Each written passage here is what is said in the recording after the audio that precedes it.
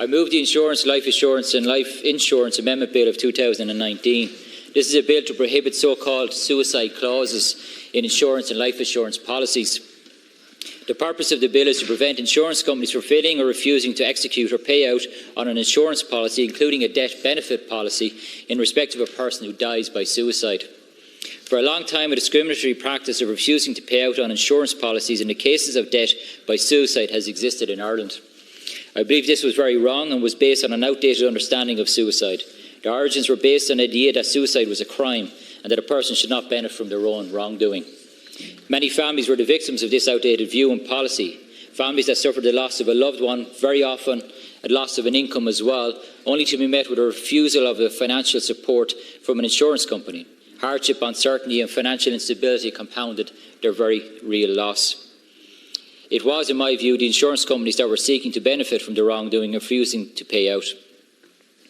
Families that could afford to had to hire solicitors and barristers to challenge the insurance company's refusal to honour their agreements. Families' legal teams had to put forward technical legal points to argue that the insurance companies should, in fact, pay out. Arguments such as pleading that the person did not intend to kill themselves, but rather it was a cry for help that went too far, or that and therefore did not have the requisite intention to take their own lives, or that the person was suffering from a mental illness and therefore was not capable of forming the requisite intention to take their own lives. Arguments that only had to add further to the distress of families.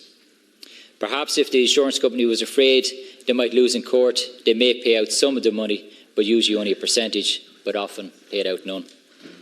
It's acknowledged that many insurance companies have recently and on a voluntarily basis adopted a policy of not applying the suicide clause after 12 months has passed from the date the policy was taken out. This is in line with UK legislation. Nonetheless, insurance companies are not bound to do so. It is therefore important to codify the law to ensure that no insurance company attempts to benefit from this outdated concept and understanding of mental health. It is now 26 years since suicide was decriminalised by the then Fianna Fáil Minister Maura Geoghegan-Quinn. This bill is another step in ending the stigma that still pervades many aspects of our society around suicide. Much work has been done on this journey, but there is still a long way to go. I understand the government is supportive of this legislation going to second stage and is supportive of the idea behind the bill.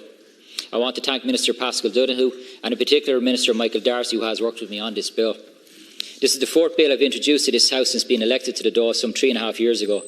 I was very honoured for the support I got across the House for those other bills, and in particular for the Mental Health Amendment Act that was signed into law by the President. I was elected in part to legislate and to propose solutions to the challenges of our society, and I hope I am doing that.